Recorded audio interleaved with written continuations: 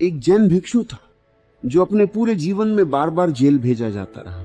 वह एक महान गुरु था, उसके हजारों शिष्य थे, यहां तक कि मजिस्ट्रेट भी उससे प्रेम करते थे, उसका सम्मान करते थे।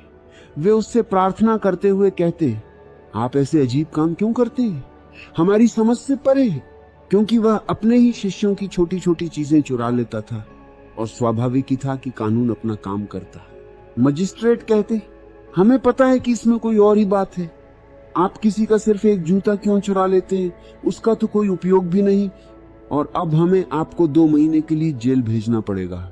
जैन गुरु ये सुनकर हमेशा बहुत प्रसन्न होते और मजिस्ट्रेट से कहते, क्या आप मुझे थोड़ा और लंबा समय नहीं भेज सकते, क्योंकि जब मैं बाहर आऊंगा तो मैं फिर वही करूंगा और आपको फिर मुझे जेल भेजना पड़ेगा। क्यों ना आप मुझे ज्यादा समय के लिए ही भेज दें और मुझे बार बार ये सब करने से बचा लें। आखिर में जब वे मृत्युशैया पर थे, उनके शिष्यों ने पूछा, अब तो कम से कम पूछ ही लें, क्योंकि फिर कभी अवसर नहीं मिलेगा।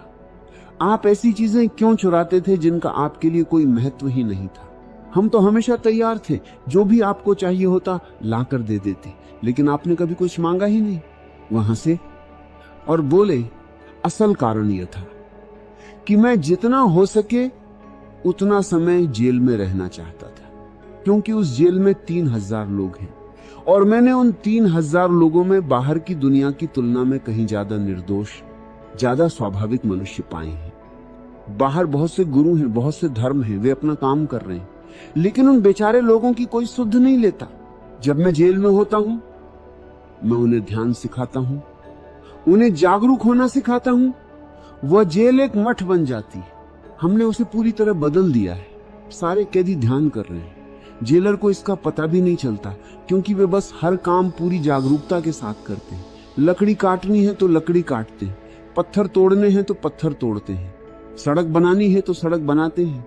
वही काम जो पहले करते थे वही अब भी कर रहे हैं, लेकिन एक बहुत बड़े अंतर के साथ। और अभी जो सबसे उत्तम मठ मुझे पता है, उन्होंने कहा, वह वही जेल है जहां मैं बार बार जाता रहा हूं, क्योंकि वहां ऐसे लोग हैं जिन्हें आजीवन सजा मिली है, 20 साल 30 साल। यह एक महान अवसर है।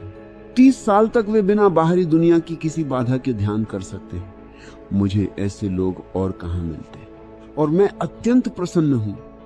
उन्होंने कहा, क्योंकि मैं उस जेल में एक ऐसी परंपरा छोड़कर जा रहा हूं जो सदियों तक चलती रहेगी। वह जेल हमेशा के लिए एक अलग तरह की जेल बन चुकी है। वहां जो भी आएगा ध्यान में शामिल हुए बिना नहीं रह सकेगा, क्योंकि कुछ पुराने लोग वहां हमेशा मौजूद रहेंगे। बाहर से देखने पर चोरी करने वाला आदमी गलत काम कर रहा है, और जो आदमी बार बार जेल जाता है वह निश्चित ही अपराधी लगता है। लेकिन यदि तुम उस आदमी की चेतना को देखो और उस चेतना से उत्पन्न कर्म को देखो, तो वह बिल्कुल अलग है। कभी भी किसी को उसके कर्म से मत आंको, क्योंकि असली बात कर्म नहीं बल्कि वह चेतना है जिससे वह कर्म किया गया है। लेकिन हम सब कर्मों से ही न्याय करते हैं, क्योंकि कर्म बाहर दिखाई देते हैं वस्तुओं की तरह। चेतना को हम नहीं जानते।